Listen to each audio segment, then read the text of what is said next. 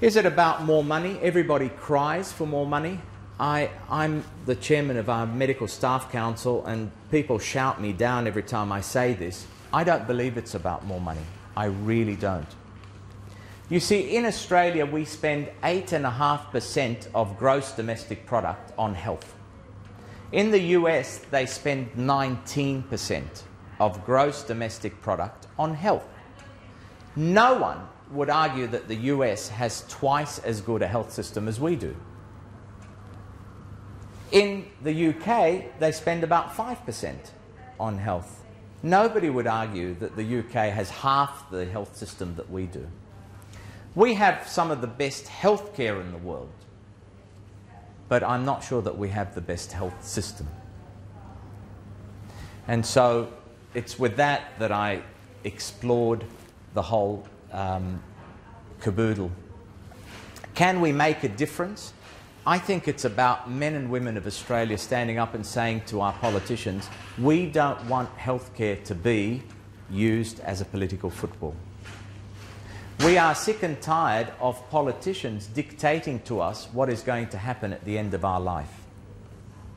These are issues that we decide on, not you. And we certainly don't want a health system where it's all about the management. We want a health system that puts the patient first and everything else around it. And that's why, I suppose, I wrote Making the Cut. That's why I wrote The Patient, and that's why I've written Terminal Decline. Recently, I had the great fortune of meeting David Williamson, who is one of our foremost playwrights. David Williamson has written things like The Club and The Removalist. And I sold him on the idea that we should write a play together, and that play is going to be at the Ensemble Theatre in Kirribilli in July next year, and it's called At Any Cost, and it's about end-of-life issues. It's about someone lying in the intensive care where we can resuscitate them, but the question that we're asking their family and themselves is, should we? And that's a whole different discussion of costs that we generate. 75% of health costs go on patients in the last 6 months of life, 42% on patients in the last 1 month of life. And these are issues that we need to grapple with as a society. Who's going to lead that?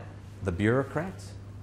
We need leaders within health that will lead these discussions, and that needs a health system that's capable of strategy that goes beyond the term of one politician or two politicians. It's about strategies that go for 10 years.